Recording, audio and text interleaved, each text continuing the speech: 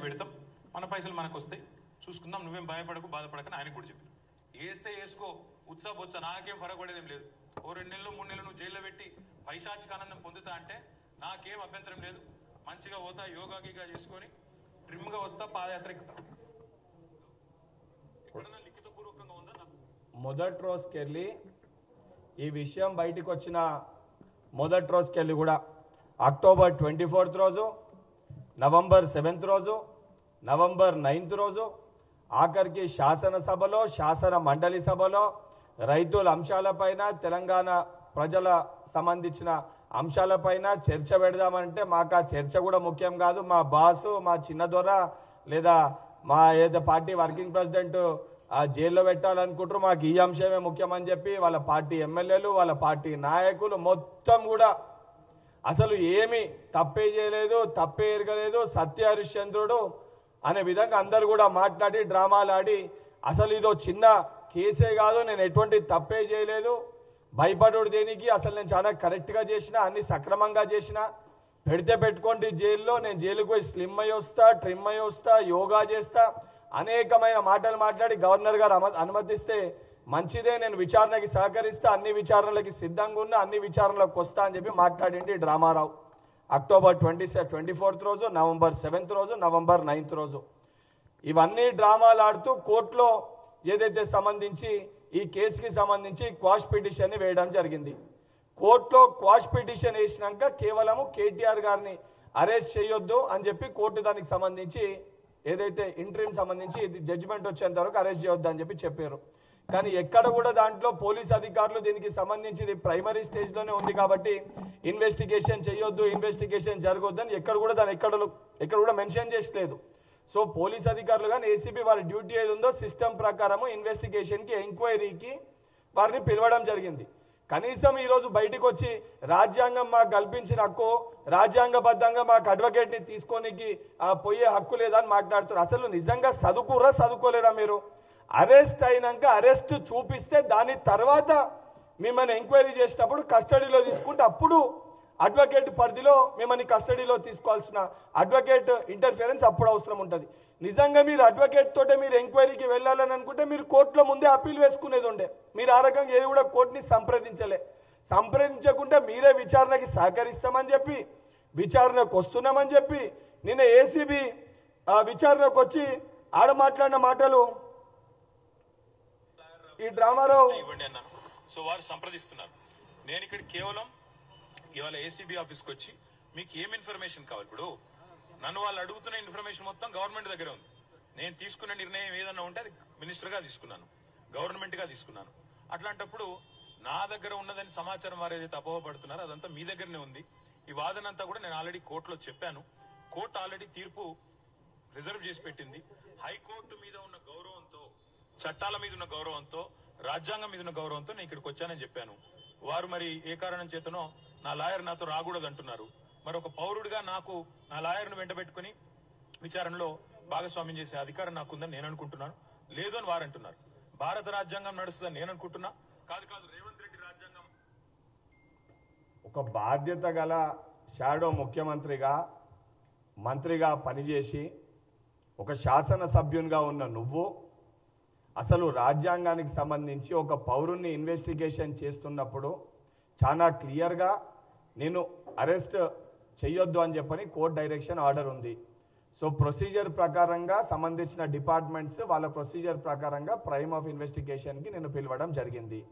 పిలిచిన క్రమంలో ఎక్కడ కూడా నువ్వు కోర్టుని అడగడానికి నేను అడ్వకేట్ తోని వెళ్తాను లేదా అడ్వకేట్ లేకపోతే రాను, ఎక్కడ కూడా నువ్వు అప్పీల్ వేసుకున్న పరిస్థితి కూడా లేదు. అరెస్ట్ చూపించక ముందు అడ్వకేట్ ఇన్వెస్టిగేషన్లో ఎక్కడ కూడా సామాన్యమైన పౌరులను అడిగినా ఎవరిని అడిగినా కూడా తెలుస్తుంది. ఎవరైనా ఇన్వెస్టిగేషన్ పిలిచినప్పుడు ఆ వ్యక్తిని ఎవరినో పిలిచి ఆ ఇన్వెస్టిగేషన్ సంబంధించి వారితో మాట్లాడడం అనేది జరుగుతుంది.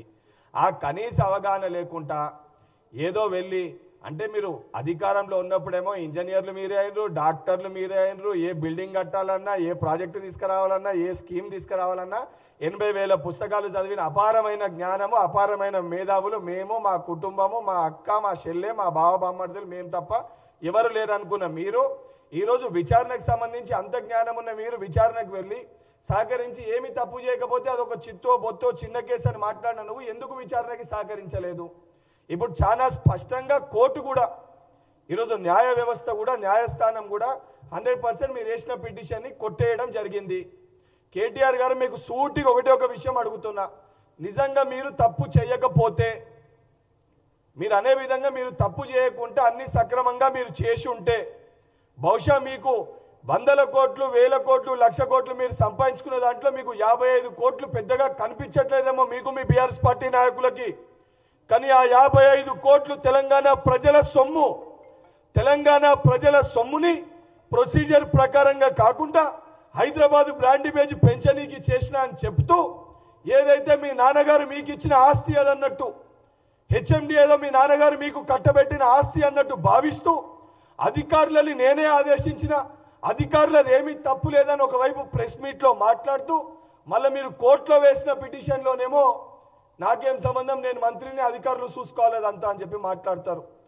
రామారావు నేను సూటిగా ఒకటి అడుగుతున్నా, బాధ్యత గల శాసనసభ్యునిగా ఈ డ్రామాలు ఆపి ఏదైతే సంబంధించి విచారణకి సహకరించి నిన్ను నువ్వు నిరపరాధిగా తప్పు చేయలేదని చెప్పి ప్రూవ్ చేసుకొని తర్వాత బయటికి వచ్చి మాట్లాడాలి. ఇవన్నీ కాకుండా విచారణకి వెళ్లకుండా, విచారణకి సహకరించకుండా ఏదైతే గందరగోళ పరిస్థితి క్రియేట్ చేసి ఒక పొలిటికల్ స్టంట్ వేసి ఒక డ్రామా చేసి రాజకీయ లబ్ధి పొందే ప్రయత్నం చేస్తుండు కల్వకుంట్ల తారక రామారావు గారు. నిజంగా మీకు చిత్తశుద్ధి ఉంటే మీరు తప్పు చేయకపోతే విచారణకి మీరు హాజరై విచారణకి సహకరించాలని చెప్పి డిమాండ్ చేస్తున్నాను. దానితో పాటు ఏసీబీ అధికారులకు కూడా ఈ డ్రామారావు ఎంక్వైరీకి రమ్మంటేనే వస్తలేడు, రేపు పొద్దున ఇతర దేశాలకి పారిపోయే ఒక పరిస్థితి కూడా రావచ్చు. అందుకే ఈ డ్రామారావు పాస్పోర్ట్ ని కూడా సీజ్ చేయాలని చెప్పి ఏసీబీ అధికారులకి నేను కోరుతున్నాను. ఈ డ్రామారావు ఇప్పటికే ఏదైతే సంబంధించి వచ్చి దాంట్లో ఎంక్వైరీకి రమ్మంటే వచ్చకుండా అనేకమైన నాటకాలు ఆడుతుండు. అందుకే ఈ డ్రామారావు పాస్పోర్ట్ ని కూడా సీజ్ చేయాలని చెప్పి ఏసీబీ అధికారులని కోరుతున్నాను. బీఆర్ఎస్ పార్టీ నాయకులకు కూడా ఏదైతే సంబంధించి ప్రజలు మిమ్మల్ని వారి సమస్యలపైన కొట్లాడనీకి బీఆర్ఎస్ పార్టీలో కూడా ఎమ్మెల్యేని ఎన్నుకోవడం జరిగింది. అవన్నీ పక్కన పెట్టి కేసీఆర్ గారికో, కేటీఆర్ గారికో, కల్వకుంట్ల కవితకో, హరీష్ రావు గారికో కేవలం ఆ కుటుంబం కోసం, ఆ కుటుంబ సమస్యల కోసం, ఆ కుటుంబం తెలంగాణ ప్రజల సొమ్ముని దోచుకుంటే ఆ కుటుంబానికి అండగా నిలబడతారా, లేకపోతే ఇది దొంగలని కటకటాల్లో నెట్టాల్సిన అవసరం ఉందా లేదా? మీరు కూడా బీఆర్ఎస్ పార్టీలో ఉన్న శాసనసభ్యులు ఒకసారి పునరాలోచించుకోవాలని చెప్పి వారిని కూడా కోరుతూ, ఏదైతే నిజంగా కేటీఆర్ నువ్వు తప్పు చేయకపోతే విచారణకి సహకరించాలని చెప్పి డిమాండ్ చేస్తున్నాను.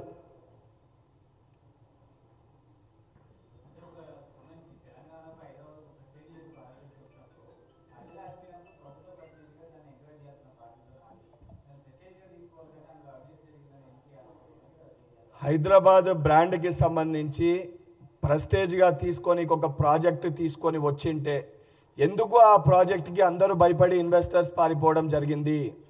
ఇన్వెస్టర్స్ పారిపోయినాక కూడా ఇమ్మీడియట్గా లేదు తీసుకురావాలని చెప్పని ఏ లోపాయిక ఒప్పందాలు లేకపోతే ఈ బాండ్స్ కానీ ఇవన్నీ విషయాలు ఈరోజు ఏవైతే బయటికి వస్తున్నాయో, లోపాయిక ఒప్పందాలు జరగకపోయింటే అంత ఇమీడియట్గా క్యాబినెట్లో పెట్టకుంటే ఎక్కడ డిస్కస్ చేయకుండా ఎందుకు ఈ రకమైన ప్రొసీజర్ని వారు ఫాలో అయినరు? అండ్ చాలా క్లియర్గా 2 స్టేట్మెంట్స్. మొదట కేటీఆర్ గారు మొత్తం నేనే చేసిన, నేనే అరవింద్ కుమార్కి ఆదేశించిన, మంత్రిగా నాదే అంత బాధ్యత అని చెప్పి ప్రెస్ ద్వారా మీడియా ముఖంగా మాట్లాడడం జరిగింది. సేమ్ కాంట్రడిక్టరీగా కోర్టులోనేమో నాకేం సంబంధము, నేను మంత్రిని, అధికారులు చూసుకోవాలని చెప్పి మాట్లాడారు. అంటే ఈ డ్రామాలు ఈ నాటకాలు దేనికోసము? నిజంగా తప్పు చేయకపోతే విచారణకి అంగీకరించండి. విచారణకు వచ్చినప్పుడు ఎందుకు అడుగుతున్నారు? ఏదో ఫాల్స్గా నన్ను ట్రాప్ చేసి రాంగ్ స్టేట్మెంట్ రికార్డ్ చేస్తారని అంటారు. అరే చదువుకున్నావా చదువుకోలేదా? పోలీస్ అధికారులు స్టేట్మెంట్ రికార్డ్ చేసేటప్పుడు వీడియో పెడతారు. స్టేట్మెంట్ అనేది నువ్వు చెప్పినప్పుడు వీడియో పరంగా నీ వీడియో వాంగ్మూలం కూడా తీసుకోవడం జరుగుతుంది. నువ్వు తెలియకుండా నువ్వు మాట్లాడిందే నీ వీడియోలో రికార్డ్ అవుతుంది. ఆ కనీస అవగాహన లేకుండా, ఆలోచన లేకుండా ఇతర కేసులను ఎగ్జాంపుల్ చూపించి మాట్లాడుతుండు. అసలు దానికి దీనికి ఏ పొందనన్న సంబంధం అని ఉందా? సంబంధం లేకుండా తప్పు చేసిండు కాబట్టి మళ్ళా లోపల పోయే పరిస్థితి ఏర్పడుతుందని. అండ్ విచారణలో కూడా వచ్చినప్పుడు క్లియర్గా కోర్టు డైరెక్షన్ ఉంది అరెస్ట్ చేయొద్దని.